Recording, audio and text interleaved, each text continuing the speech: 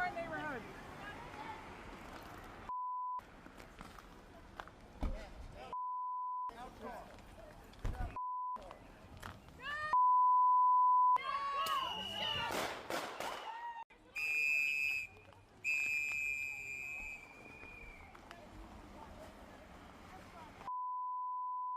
Get the out of our neighborhood.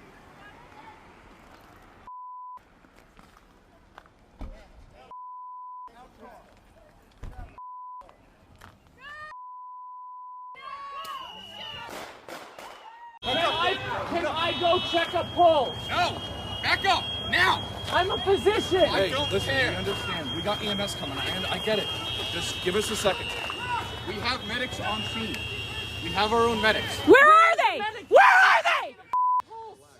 How can I relax? You just killed my neighbor. You caught butter in the face. You killed my neighbor. How do you show up to work every day? How the do you do this every day? You're killing my neighbors. You're stealing my neighbors. What the man? Can I go check a pulse? No! Back up! Now! I'm a physician! I don't listen, care. we understand. We got EMS coming, and I get it. Just give us a second. We have medics on scene. We have our own medics. Where are they? Where are they? How can I relax? You just killed my neighbor. You caught butter in the face. You killed my neighbor. How do you show up to work every day? How the do you do this every day? You're killing my neighbors. You're stealing my neighbors. What the man? And as I came up here, I noticed that the ambulances were around, and then I saw behind the snowbank that they're doing CPR on a woman right behind here. I can't share all the information that I know, but what I do know is that the ICE agent that shot somebody should be arrested effective immediately. There was a red SUV parked right in front of our house. Two people in camouflage, ICE agents, presumably one on the driver's side, one on the passenger side of the vehicle. A third person in also camouflage fatigues came and started pulling on the driver's side door handle, at which point the vehicle backed up a few feet and started driving forward. The agent who was on the driver's side originally, who was not pulling on the handle but had been there prior to that, shot 2 or 3 times through the driver's side window. The car drove a 30-40 feet and crashed into another car in the telephone pole.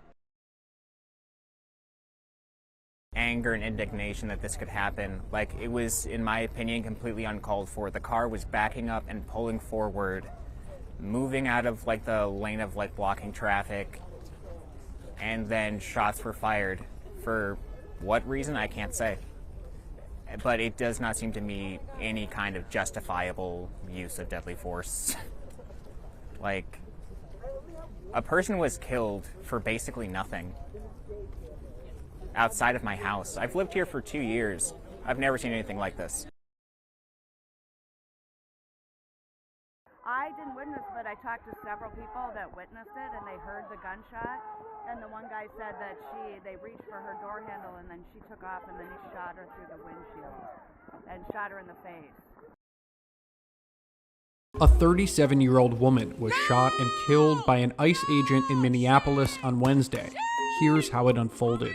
CNN reviewed video of 3 angles of the shooting. The woman first can be seen in her car waving her hand out the window as 2 federal officers in a truck pull up. They then begin to approach the woman on the driver's side, telling her to get out of the car. At the same time this interaction is unfolding, a third officer, who would soon shoot the driver, can be seen walking from the opposite side of the vehicle.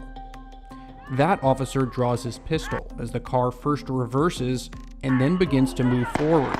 He then fires multiple shots. Another angle seems to show the car making contact with the officer before he fired his gun. The car then accelerates and crashes into a nearby parked car.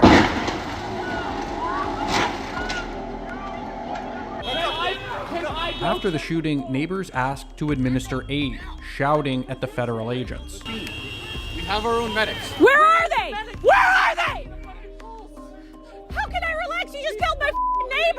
This morning we learned that an ICE officer shot and killed someone in Minneapolis. My deepest condolences to the family, to the loved ones who had to learn about this tragic event on national television.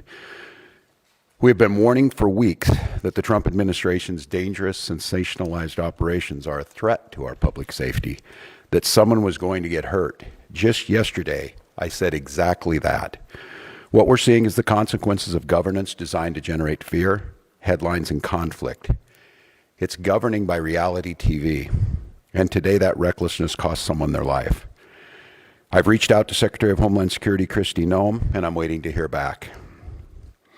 Let me be clear, Donald Trump and his administration may not care much about Minnesota. That's been pretty evident, but we love this state. We won't let them tear us apart. We'll not turn against each other. To Minnesotans, I say this: I feel your anger. I'm angry. They want a show. We can't give it to them. We cannot. If you protest and express your First Amendment rights, please do so peacefully, as you always do. We can't give them what they want. The hearts and minds of the people in this state are on our side. To Americans, I ask you this: please stand with Minneapolis. To Minnesotans, know that our administration is going to stop at nothing to seek accountability and justice. The State Bureau of Criminal Apprehension are working on the investigation. We have activated the State Emergency Operations Center. State Patrol and Minnesota National Guard leadership is connected with the Minneapolis Police Department, the St. Paul Police Department, Hennepin County Sheriff's Office, the DNR, and Minnesota's Homeland Security and Emergency Management. We have activated dozens of members of the State Patrol's mobile response team. And from here on, I have a very simple message. We do not need any further help from the federal government. To Donald Trump and Kristi Noem, you've done enough. There's nothing more important than Minnesotan safety. I've issued a warning order to prepare the Minnesota National Guard. We have soldiers in training and prepared to be deployed if necessary. I remind you, a warning order is a heads up for folks. And these National Guard troops are our National Guard troops. They're teachers in your community. They're business owners. They're construction professionals. They are Minnesotans. Minnesota will not allow our community to be used as a prop in a national political fight. We will not take the bait. We will continue to update you, Minnesota, as we get more information. You asked about a shooting that we just had in Minneapolis, Minnesota. It was an act of domestic terrorism. What happened was our ICE officers were out in an enforcement action. They got stuck in the snow because of the adverse weather that is in Minneapolis. They were attempting to push out their vehicle, and a woman attacked them and those surrounding them and attempted to run them over and ram them with her vehicle. An officer of ours acted quickly and defensively shot to protect himself and the people around him. And my understanding is that she was hit and is deceased. We're continuing to gather more information, but this goes to show the assaults that our ICE officers and our law enforcement are under every single day. These vehicle rammings are domestic acts of terrorism. We're working with the Department of Justice to prosecute them as such.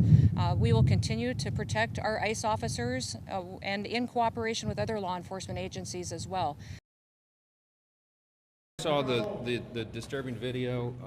Obviously, it's a serious situation. There's going to be a full investigation, as we all know and expect. Look, it appears to us, I guess, anybody who sees the video from certain angles, that the driver of the vehicle weaponized that vehicle against law enforcement officers and against bystanders. It was a dangerous situation. People make snap judgments in those situations, and it's a really sad outcome. Look, I do think that it's right. I think, I guess maybe it was Homeland or someone put out a statement that this clearly appears to be the result of this just months-long rhetoric against law enforcement and people encouraging that kind of violence. And so we call upon all the citizens of Minneapolis to be calm. We don't want anyone to be hurt. We need law enforcement to be able to do their jobs, and it's a terrible situation. But we await. So you don't think there's any chance the officer did anything wrong? You don't think the officer did anything wrong? I don't know. I wasn't there, and neither were you. And it's wrong for people to jump to these conclusions without a full investigation. You have to find out the facts on the ground, and I think that will happen. Have you watched the video yourself? Should ICE get out? Should ICE leave Minneapolis?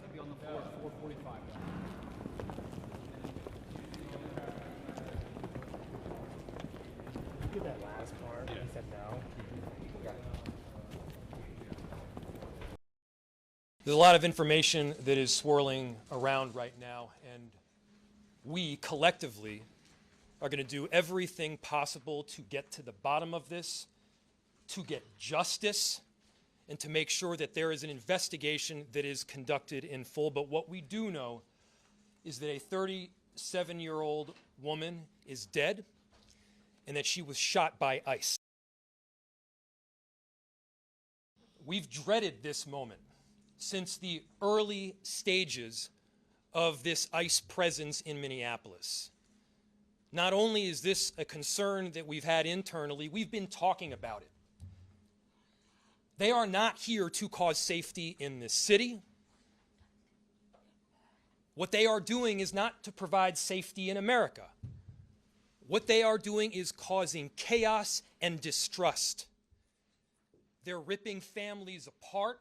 They're sowing chaos on our streets, and in this case, quite literally killing people. They are already trying to spin this as an action of self-defense. Having seen the video of myself, I want to tell everybody directly, that is we are better than a bunch of ICE agents being deployed to cities around the country and ripping apart families and communities. We're better than that. And so we are going to meet that hate with love. We are going to meet that despair with hope. We are going to meet that injustice with constitutional justice ourselves. And we're going to make sure that in this very difficult moment, we do not take the bait that these ICE agents are trying to create and that the federal government, to be clear, wants. And let me remind you why we're all here in this city today and why we've been here. In communities across this country and here in Minneapolis, we're just enforcing the laws that we have in this country. For years under President Biden, tens of millions of dangerous criminal illegal aliens, terrorists, and suspected terrorists were allowed to invade our country over our southern border. They were allowed to steal, to defraud, and to perpetuate violence against American citizens. Regardless of who your mayor or who your governor is, President Trump promised every single American that he would make America safe again. He promised every single American that he would work to protect them from dangerous criminals. Since Governor Walz has been in charge of Minnesota, we have seen homicides go up by over 50%. That's also during Mayor Frye's tenure as well. Since President Trump took office, Governor Walz has released over 470 violent criminals back onto the streets here in Minneapolis. He has another 680 of them still within his jurisdiction that he could give to us today to face the consequences for their crimes. Because Governor Walz and Mayor Frye refuse to protect Minnesotans, and instead they protect these criminals, that's why we are here. And we didn't just show up yesterday, we've always been here. A lot of pain and anger in this community, not too far removed from this ICE shooting. This is the vigil that's been growing over the course of Wednesday and beyond here in Minneapolis to remember Renee Good, 37 years old, shot and killed in this incident here, where you see the flowers, you see the candles, you see the signs as well. Now, this is the neighborhood and community where everything really unfolded. There are multiple videos, really, of what happened. One of the first videos that started to circulate was from the ground level, where you see her SUV backing up. You see sort of the ICE officers surrounding the vehicle. One tries to pull on the driver's side door. And then when those wheels start turning to the right, there's an officer that appears to be in front of that vehicle. That is when the shooting starts, and that officer moves to the side of the vehicle, and the shooting then continues. There's another video as well that comes from a much higher angle that shows that there was actually contact made with the officer as that vehicle was sort of turning to the right and as those gunshots began. But they were gunshots that we know then killed Renee Good as that car then careened into what became its final resting place here at this vigil. Now, as you can imagine, a lot of pain in the community, as I've talked about, has emanated from this event in particular, and a lot of questions over what comes next. The Department of Homeland Security was very quickly to come out and claim that this was domestic terrorism, that the officer feared for their life. Well, the mayor of Minneapolis and the governor here in Minnesota pushed back on that significantly, saying that was not the case and that they plan to move forward and do everything in their power to make sure that this is investigated properly. But bottom line is, moving forward, there are many in this community who did not want ICE here to begin with. They are now even more angered that an incident like this ended the way that it did. Omar Jimenez, CNN, Minneapolis. I have a message for ICE. To ICE, get the out of Minneapolis. We do not want you here. That is the mayor of Minneapolis echoing the anger of Minnesotans after the fatal shooting of a 37-year-old woman by an ICE officer. ICE out now! ICE out now! The killing drew hundreds of protesters last night in Minneapolis. At least 5 people have now been killed nationwide since the Trump administration's immigration crackdown began. To Donald Trump and Kristi Noem, you've done enough. There's nothing more important than Minnesotan safety. I've issued a warning order to prepare the Minnesota National Guard. We have soldiers in training and prepared to be deployed if necessary. I remind you, a warning order is a heads up for folks. And these National Guard troops are our National Guard troops. Governor Walz has not clarified what he will instruct the National Guard to do if ICE resumes its enforcement activities in his state. Joining me now in the group chat, Betsy Klein, CNN senior White House reporter, Mike Dubke, former Trump White House communications director, and Megan Hayes, former Biden White House director of message planning. I'm glad you guys are all here because, like any image of law enforcement death, brutality, involved shooting, we're hearing different narratives. This is what the president said on Truth Social. He described the person who was killed. The woman screaming was obviously, he called her a professional agitator. The woman driving the car was very disorderly, obstructing and resisting, then violently, willfully, and viciously ran over the ICE officer who seems to have shot her in self-defense. I am seeing this language echoed everywhere but the White House, that somehow everyone who protests is a professional. And that they are creating the problems that might be leading to their own, in this case, demise. Right, and in these sort of sensitive moments, people look to their leadership for that message. They want their leaders to take down the temperature. President Trump is not doing that. He immediately politicized this. He called her radical left, a professional agitator, as you saw. But he is also standing squarely behind ICE, behind Secretary of Homeland Security Kristi Noem. And the why they are there, they are enacting President Trump's mass deportation agenda. So there's some hope that the president's going to tone down his rhetoric, even inside the White House. He has no public events on his schedule today. We'll have to see if that holds. It's interesting because we heard that clip from Governor Walz, from the mayor. Very blunt at this point. Does it help or hurt, Megan? I don't think it hurts. I think that they need to take control of their city, and what happened here was murder. They are not trained to shoot at a moving vehicle. That is not in their training. But also, let's remember the context of why they are there. From a right-wing blogger who posted something about Somalian fraud, which the state of Minnesota was already on and already knew about. And so that is what this surge is about. So I don't want to lose context of why that they are there. But also, I also want to point out, the Obama administration also had deportations and also deported more people than Trump is. And there weren't these protests, there weren't these raids. They did it in a humane way. They gave people due process. So there is a way to enforce immigration policy here. That is not what the Trump administration is doing, which is constantly turning up the rhetoric and creating more chaos. Mike, can I get your response? Yeah, I'm going to disagree with Megan on this in terms of turning up the rhetoric and turning up the response. I think we've got a culture right now of speak first, think second, and part of that is from the president, but also from the mayor.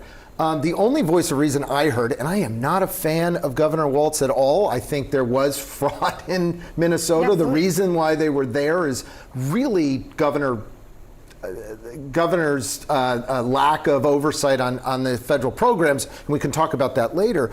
But they all turned up the rhetoric. And right now, to Betsy's point, we really need to turn it down.